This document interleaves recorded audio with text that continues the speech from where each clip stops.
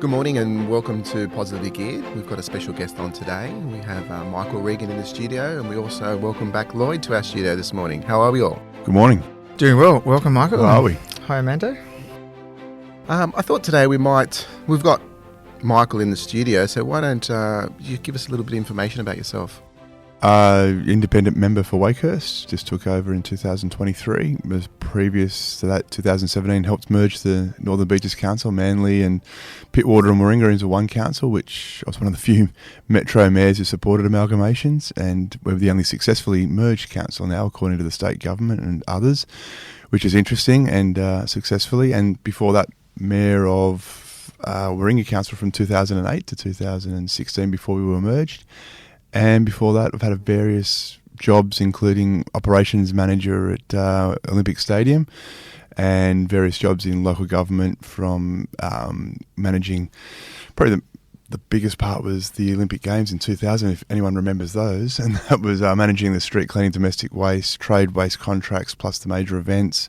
So the live sites where we had Roy and HG playing, and those big TV screens and those big sites out there, and managing that, and the Olympic venues that were on site. So, yeah, I've had a pretty varied career in local government. You've been in the public life then for a long time. What made you get into public service originally? I just thought I could do a better job than the clowns that were in charge. How's that going? Turned out I was right. So we've been very successful. And look, I just have a very different view on politics. I think it just should be about the people, never about yourself, never about a party. And it's very much about just putting the community ahead of, and getting the full and fearless advice from the bureaucracy, who often know their stuff. And as long as you're questioning them and giving them the right questions, and you make those decisions, you won't always agree with them, and you will make sometimes different decisions, but that's what it's about. And it's about representing the community, making sure that they're getting the best bang for their buck. It's their money, it's their taxes, and I think it's always been very important that they have confidence that it's spent well, and that was one of the things that drove me, is things were not going well. In the council, it was fine that the infrastructure gap was getting wider, the money was not being spent on the right places, so I was happy to get in there and just reset that. Didn't care if I didn't open an envelope or cut a ribbon. It was just about getting the finances back in shape, and we did that, and turns out you can actually cut ribbons and open envelopes when you get it right. So as long as you're getting that long-term financial sustainability in the council, and I to this day believe that we did that the right thing. Great. Thank you for coming on. We wanted to talk a little bit about renovations. Do we have to? Well, we're here at Positive Gear. That's a lot of what we do, and Lloyd's done plenty of that. So we hear you've just gone through a renovation. Yeah, here's a tip for the rookies out there, the young players. Don't be an elected official if you're going to do a DA. They're extra hard on you, and which is good. I mean, I implemented a system that it was very transparent and that it was independent. So it wasn't your staff, the council staff, that were doing your development application. It was an independent consultant to council. So it was all at arm's length, both for the staff's protection and your protection as an elected official. So you put your DA in. Yep. They scrutinised your DA. Yep. They decided they didn't have a policy on rooftop decks, so they said you can't have that. And I said, well, there's plenty of rooftop deck examples around the area. And they said, well, we don't have a policy, so I would recommend you don't put one in. So my wife said, we're not going to court to fight that one. You're a public official. So I said, okay, we'll scrap that one. So had to change the plans again. And then we had to have some fights with the staff about putting a driveway onto the property. It had the right length, but they didn't want it, because it's a geolock. It's an old geolock property. We were the house at the front, and we were putting a first floor addition on. Wanted to have a carport to protect the car, and I said we'll put a big green rooftop deck and increase the open space. But it was that knocked back that, and they knocked back a whole bunch of other things, and eventually we got a very modified design on our renovation.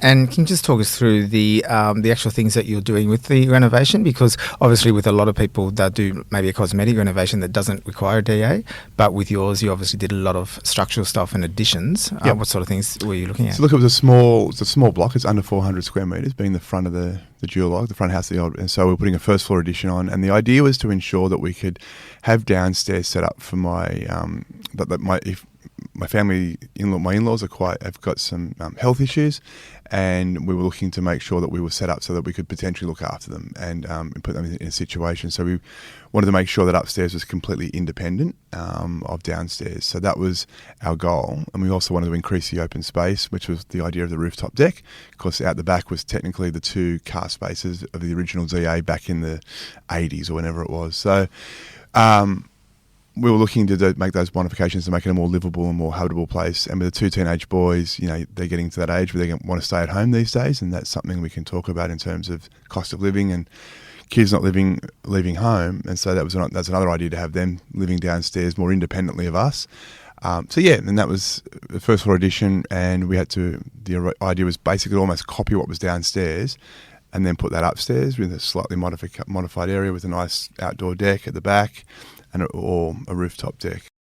And how many revisions did you have to do with the DA to get it through? 3 plus 1 refused DA, which we were allowed to withdraw. And again, I wanted to contest that, but again, don't, Michael. You're a public official. Don't. You're an elected official. Please don't. Yep. So yeah. And what sort of timeline around until you actually got the final DA through? My wife and I are very busy people in that our jobs are very we're structured around politics, and people who aren't in that bubble don't quite understand what it is. And so we are very much 7 o'clock to midnight people. So it doesn't have a lot of time to manage things like that. So we had to hire somebody to manage that, and then you still got to deal with that person on a regular basis. So that was hard work for us. And so it probably took 12 months, 18 months just for the DA, but that's not because of the council. That's just purely because of the relationship that my wife and I have with our jobs. And was this your first time building? Yep, and our last. And your last. I don't think I'd ever do it again, and maybe because of the job I'm in, and that's the reality. It's extra hard if you're an elected official, and I'm very straighty 180 in that regards. I think it should be transparent. I think it should be independent. But sometimes, and I've given this feedback, so I'm happy to say this, I think they go too far to make you accountable and saying, we can't possibly give you a variation because you're a public official, and it will be accused of all sorts of atrocities.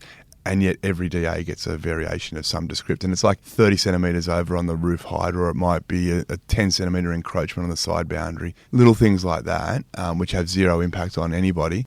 That's the sort of stuff they were quite hard on. And the driveway was the classic example of that. They were just not going to give a bunch. Like the traffic engineers internally didn't have an issue with it, but the planner did. Then there was a streetscape issue saying there's no carports in the front. These houses, I said there's 12 in the street. Oh yes, but they're not within the visual sphere. If you stood outside yours, you can't see them. I said, yeah, you can. So I had to have this stupid fight. And then there was a 9-metre hedge at the front of my house, and I said, you can't see behind the 9-metre hedge. Well, you can. I went, it was just computer says no all the time. And did you engage a builder to do the work? We did. I steered away from using a friend's building company because you hear stories about that sort of thing. I didn't want to put my mate or my mates in any sort of position of having to have that sort of conversation. So how did you go about selecting a builder? We hired someone to manage the project for us, which we knew, and he was the person who was in that sort of in that sphere. So we used him to sort of manage that and use his contacts to find the builder that had some local experience to do it. So with like you said, you'd never do a project again. Is that mainly relating to the DA or to the experience you had with the builder, or a bit of both? Very much both. The builder thing was hard too, and again I come back to that time management thing, and the builder we had I think was inexperienced, and I think because this might have been his first big project, gave us the indication that it wasn't, but I think it was, and as a result little things were missed and things were changed, and then we were having contracts variations shoved under our face, sign here, this is what we're doing, and we took him on face value, and you can't do that. You've really got to read that variation contract very closely, and so certain things which he said verbally did not translate into that document, and we got let down several times with that regard. And to the point where now we have an attic, for example, which we're using for storage and partly for a home office, but it's supposed to have an openable door and balcony, but he misread the plans with the certifier. The certifier said no, the council said yes, and the certifier won out. We were asked to then challenge that, and I come back to that public figure, so we couldn't do it.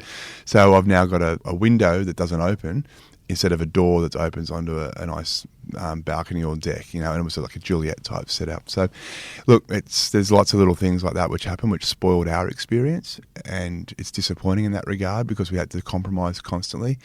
Right down to the bathroom, the main ensuite bathroom. We had it planned out this way, and he got some measurements wrong, and we then had to switch things around. And then you've got this mad dash to change your bathroom and buy different sinks and taps and stuff like that. And that wasn't an enjoyable experience either. And then if you're a bit like me, you just want your wife to be happy, but she wants you involved in the process of selection. You're going, I just don't care what the tiles look like. So the builder was chosen by the person that was managing the project for you?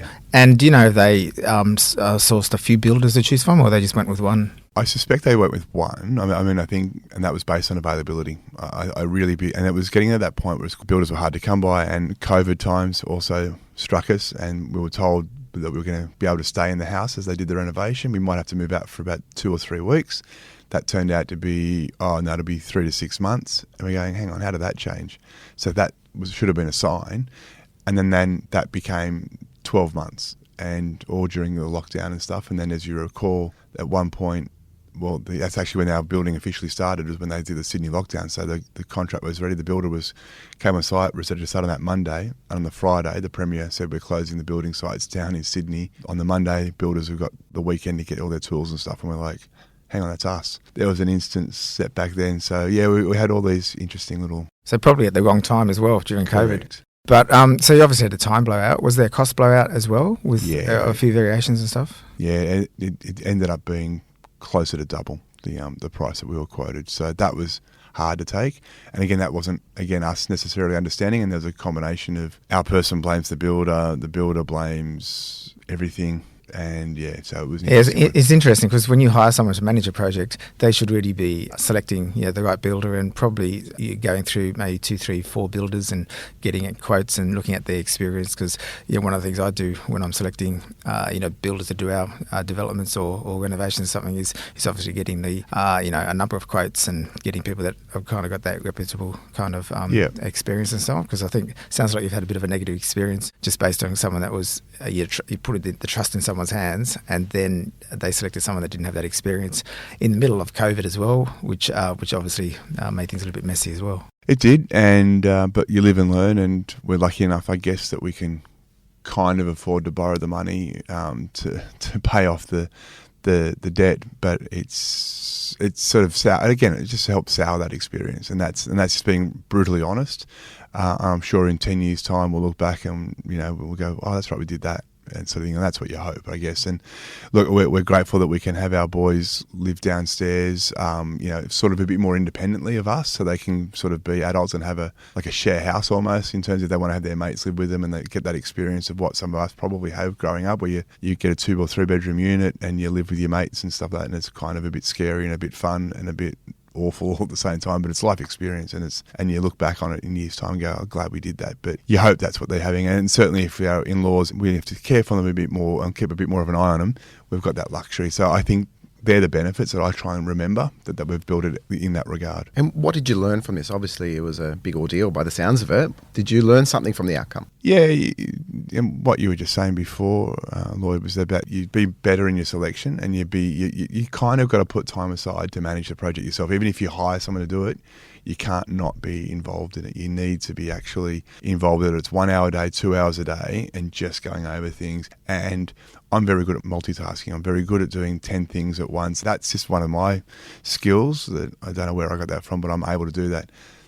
And on that sort of a project, you really need to do that, or have someone helping you do that. And that could be your wife, but if it's the person you're hiring, but you really have to dedicate some time to it, I think, and that's really important. It's pretty difficult also in your position because you're so busy with everything else you got in your career and your life. It is, and I can't take calls. I can't just take a call. If you're on national radio, on TV, you can't just take the call, and it could be an important one, and in terms of what you're doing in that construction type side of things, and they might need a decision right now. I don't whinge about my day and how busy I am. Everyone's busy, and it's just that my hours vary from anything. I can be at breakfast at 7 a.m, doing a speech, to coming home at midnight from an event, whether it's a fundraiser or it's a business dinner or whatever, and it's 7 days a week, and that's fine. That's what you sign up for, and you learn a lot from that itself. So this requires someone to actually, within that partnership of you and your wife, to be able to manage that effectively, and you've got to take responsibility of it.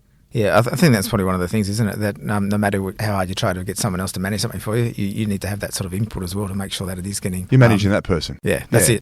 Hopefully you want it to be less management, but it can be more. And so, and that's what it ended up being for us. And so just poor selection from us, and we own that. I don't hold any ill will to the builder, but I just think that was there was mistakes made, etc. And there was some other things that were happening. Now, Lloyd, you've done lots of building and you talk about a dream team in your book quite often. Do you think you could have benefited from some of that advice? Yeah, so I think a lot of the things I talk about, like I said before, is looking at a lot of different builders to start with and looking who's got the good track record and getting, I call it the dream team, but getting your architect on board, getting your builder on board, getting your project manager on board, everything before anything starts, even before you submit anything to council, so you know exactly what's happening with that, and then making sure that you're really comfortable with your project manager. But I think some of the things I try to do is have fixed price contracts and fixed timeframes and try to limit the variations, which is sometimes easier said than done. But and I've learned from experience through some of that as well, because I've had a few over the years that haven't gone so well, so it's just a matter of learning from experience through some of that. But I think people with a little bit more experience can probably give you that outcome that you're looking for. And it's interesting, sometimes you can be in a fixed price contract and they can be blown out a little bit with variations, although they're not supposed to be. But then sometimes a lot of builders won't do fixed price and they just want to do the cost plus, and that ends up blowing out by a long way. Yeah. So as I found out. Yeah, that's right. So trying to go with the the fixed price is probably the way to go. But that was also tricky during COVID because a lot of builders stopped doing that for a period of time. So it was probably a bit of a difficult time for you as well. But like you're saying, Amanda, I think just having a good team around you and also probably having solicitors to review any build contracts and things as well to see how watertight they are. I also try to put liquidated damages in my contracts so that if the builders do go over time, they've got to pay you late completion damages basically for going over time. So that you don't end up 12 months down the track and you're just wasting all your money, that you should be able to recoup some of that back from the builders. So, Amanda, what I've just heard is I should have hired this man here to manage my project. Absolutely. I think Lloyd's done a wonderful job, and some of the things I've read and seen has been quite positive, and he's done a good job of managing that and talks about that dream team and getting those people on board to make it easier, because I think it is difficult to build. Also, I think you were doing a renovation as opposed to a brand new build. And Lloyd, do you think it's easier when you start from scratch, or do you think it's okay to do a renovation? Obviously, Michael's one was very difficult by the sounds of it. I think there's probably three things to consider. So a brand new build is probably easier when you go through, knock down your whole house and just you got a DA and you're just going to build a new house or something. But in terms of renovations, I think something that's cosmetic is going to be much easier than doing something structural that requires the DA. So that's where it gets a bit trickier. I think anything that requires renovation probably can be a little bit trickier than maybe a new build. But it's about getting the right team on board, and I still think that you need someone who's experienced at project managing it, who can then source the right builder to be doing that. But there's always going to be a few unknowns in council and stuff. I've had DAs that have gone a lot longer than what we thought they would, and there's been a few revisions come back. So nothing's watertight. We always have those things, but it's just a matter of learning from experience and trying to limit that. And once we get on board, with the builder and we start on site, trying to sort of limit the damage, I guess, from there. 100%. And what did you enjoy? There must have been something you enjoyed about the experience. Not really. And that's I am brutally honest in that. Not really. I guess the day that we got the keys handed over, I think it was probably just like, oh, at least it's done. And that was like more of a relief than a joy, if you like. And there's been residual issues afterwards, things that were missing that should have been there. And then there's denials. And then there was like, oh, actually, so it's just been a bit of ongoing. And now I'm sort of thinking about it, the time period we were doing it, and my role was very public in that the Northern Beach had an additional lockdown to the rest of the state in terms of that Christmas. In that 3-week period, I think it was, I did 87 media appearances, which was radio, TV, things like that. So I guess that took its toll as well. And but just every day, just having to front cameras and just in general in lockdown and keep the communication up to our community, protect the staff, etc. as best we could, help New South Wales Health deliver what they needed to do. It's kind of a bit of a blur at the moment, but you look back and if you start to look at what we did, it was pretty phenomenal. And that made it, I guess, that little bit busier, if you like, in a different way. So I guess that didn't help either, in terms of there was just even less of a focus that I could have given. So to be honest, there was nothing really positive, apart from maybe in a few years' time, if you're seeing the boys living there and succeeding, because, that one's 18 now, one's 21, or about to turn 21, you hope to see those benefits, I guess. And that's, I guess, will be the pleasing thing to say it was worth it. So if you had advice out there for our listeners, what would it be? What would I do again? What would I do again was simply I'd get that dream team happening, as Lloyd was talking about, and looking really carefully at the builder and how many projects are done, and I guess going on site if you can, or going past at least, and have they got some good references, and can you look at that from the outside? And so I think that'd be really important. I think that's a good point, actually. You look at some of their past projects, actually go there and then speak to people who have worked with them before, because I think reputation is really important. But if someone approached you to speak about the builder you'd used, you probably wouldn't give a glowing reference there. Correct. So it's really important that people do a good job, and companies do a good job, I guess. But if you're approaching another builder, for something in the future, you'd want to get a good reference from them, from other people that use them, before you do that. So I think that's probably a good learning for people as well. Yeah. So, Michael, obviously you've been mayor for quite some time, and during that time that you were mayor, there's a Lizard Rock development.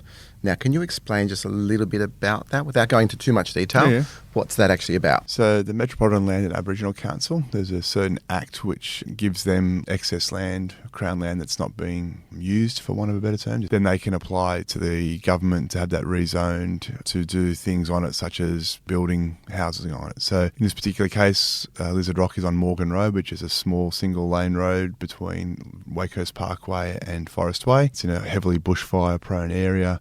It's dense with bushland itself, and it's essentially, the proposal came forward to do a 400 lot subdivision plus I think 40 units, give or take, so a residential subdivision. So therefore they were going to take down 45 football fields of trees, and which is pristine bushland, despite the owner's claims that it was partially or all of it a quarry once upon a time, which is only a small slither of the land on the edge of a boundary. We, as a council and as a community, have said no, we don't want, these are the lungs of the Sydney, we don't need 440 homes, large lot residentials that we sold for a couple of $1 million each, if you like, in terms of vacant land in this area with a single lane road. And then you've got, like I said, the bushfire potential, which we can't escape, and that's one of the big arguments about this development, full stop. And it wasn't part of our housing targets. Our housing targets were set by the state government. We worked with the planning department, the government at the time, and we set our strategic housing targets based on the infrastructure and all the reports that we had in terms of backing that up and solidifying it, which were traffic reports, infrastructure reports like sewerage and water. And so this was completely outside of that. And so we naturally said, well, this is not required, so we shouldn't be doing this. The government of the day allowed it to go through to the next stage to get to a position where it gives hope that it could be rezoned. So we have put up a fight with the community to say, no, this is unacceptable. We should be doing infill development.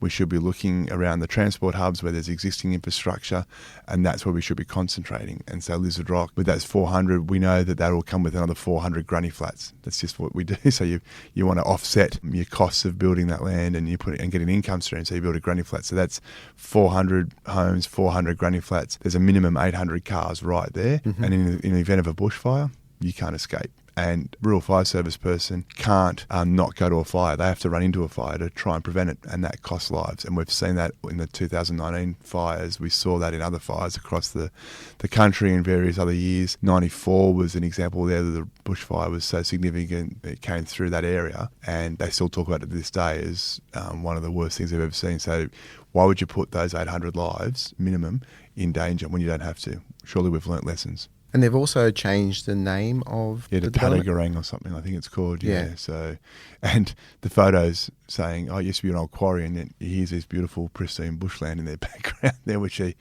hypothetically going to cut out. And it's one of the last remaining wildlife corridors too, like that links up to the Bantry Bay sort of an area. So it's just nothing stacks up, and we're just trying to say, if you're going to do development, do it around the infill development. That's why we supported French's Forest. We support the town centre there. We supported Brookvale.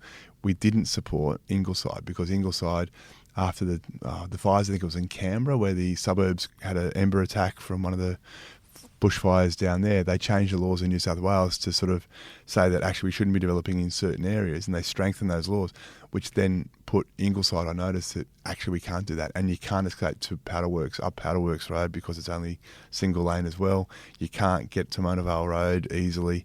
So they've said, you know what, on balance, those 900 odd dwellings at Ingleside, we should just say no, and we'll put that into Brookvale and other town centres, which we know we can lift with certain minimum infrastructure. Yeah, can you talk us through a little bit more about your housing targets in those areas, and especially where there's existing infrastructure, and also I guess they're trying to raise some of the height level restrictions in some of those areas as well. They are, and so if you take French's Forest, we worked on that plan. That shouldn't have taken 10 plus years. That started in 2008 under a Labor government, and it took till Rob Stokes being the planning minister back in, I think it was 2019-ish, maybe, before they signed off on it being at French's Forest. And that was all around moving the high school down the road to Allambie, because that made sense. And that's going to be, that one side at French's Forest is 1,000 dwellings right there, and because it's a massive site and it's right next to the hospital. In total, that stage one, we call it, is 2,000 dwellings, a mix of commercial and retail, as well as part of that down there all the way to Forest Way, so that Slitherer Road down there, and that's stage one. For a total of 6,000 dwellings across two more stages, but without the tunnel being built, the Beaches Link tunnel, that's now, we know we can't build those additional 4,000, so it's stuck at 2,000 at the moment, and even that is best information available that they can build 2,000 without breaking the roads again.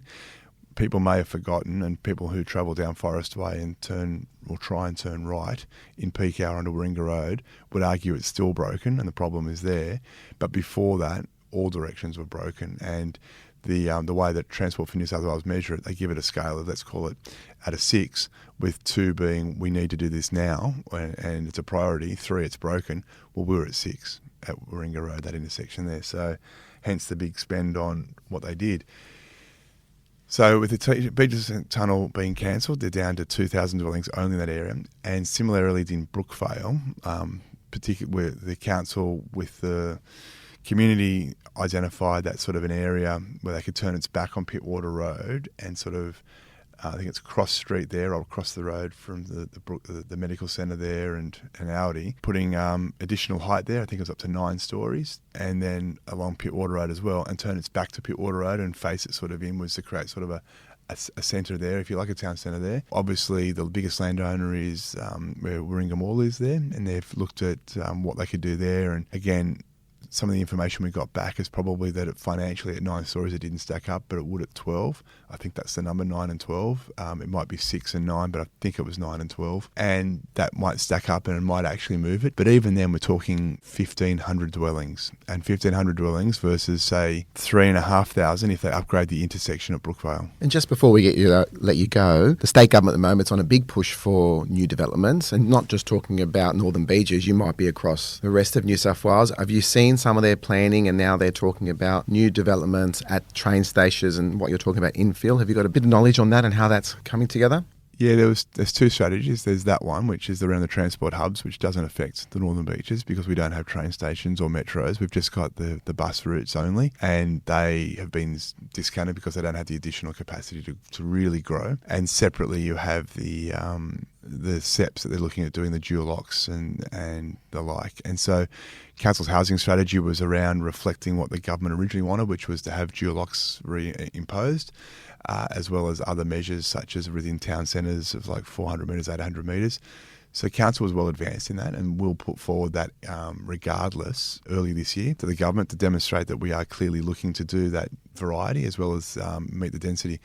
But we can't do any additional growth until they upgrade the sewer. Sewerage is at capacity. Like, they've had to build that 9-storey monstrosity at Brookvale just to take the overflow, and it's regularly overflowing. There's capacity constraints with basic infrastructure like sewerage.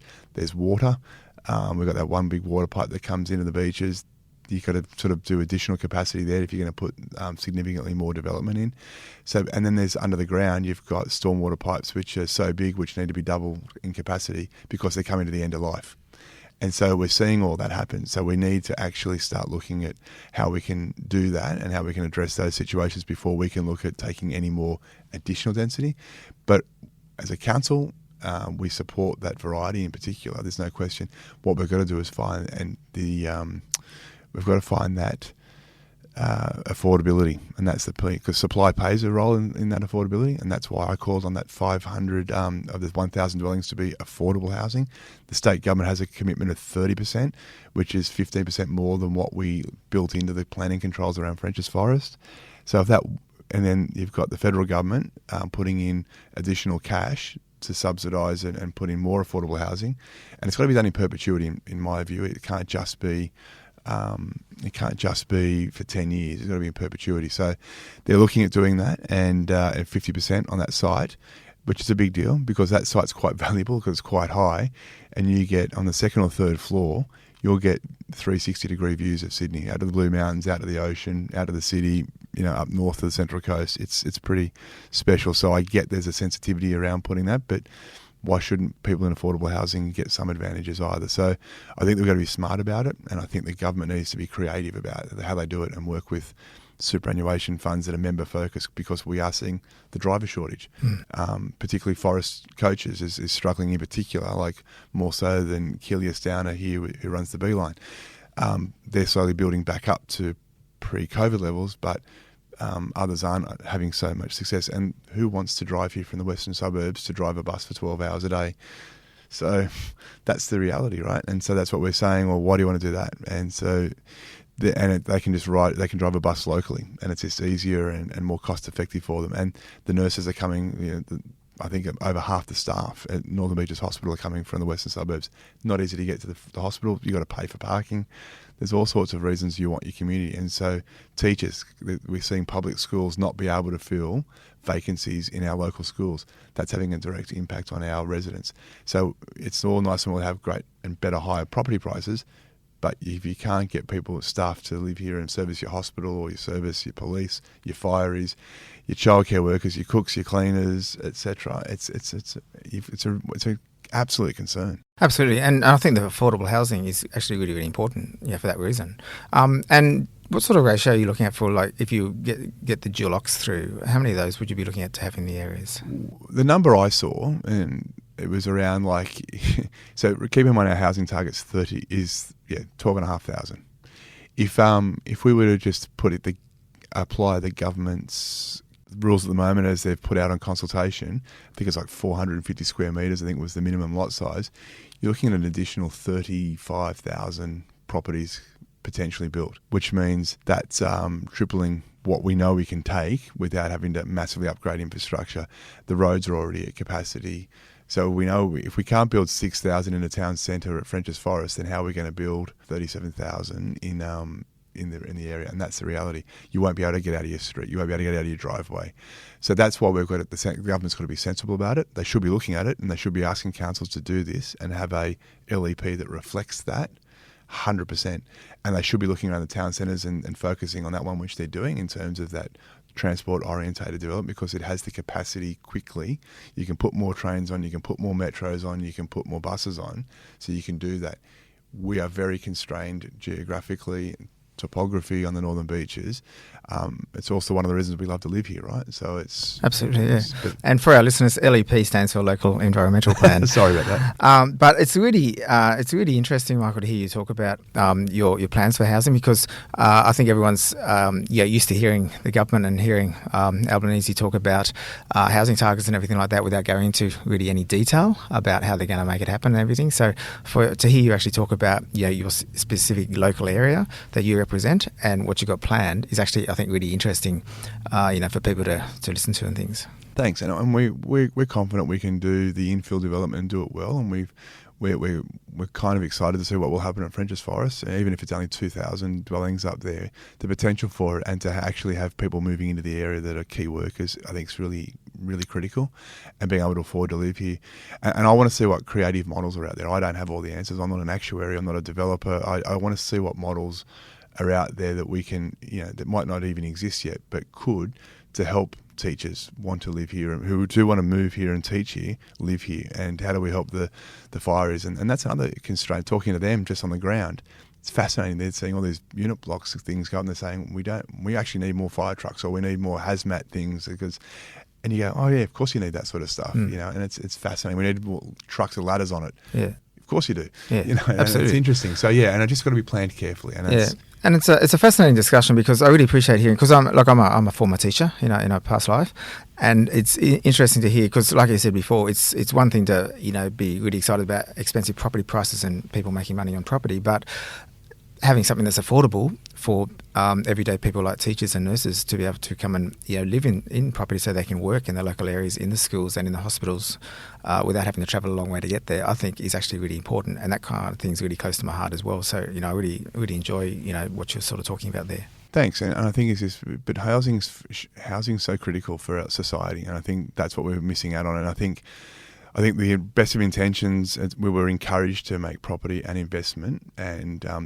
they changed the tax rules around it decades ago, and those of us lucky enough to be in the market have benefited from it, I guess. But now it's turning against us in that, well, we've got these two classes of society, and so people who may never ever own a property. So how we address that and still keep that sort of that wealth is an interesting thing. And I said, I don't have the answers. I think they exist, but how do you turn those on? And if governments are never going to talk to each other because they've got the opposition being an opposition and government, you know, afraid to act in case the opposition say something, how is anything going to change? And that's the really disappointing thing about politics for me, is that how that all operates. And I think we need to have those sincere and serious discussions. And maybe it's about grandfather clauses. They exist, remember, for capital gains tax way back in the day. So maybe have grandfather clauses.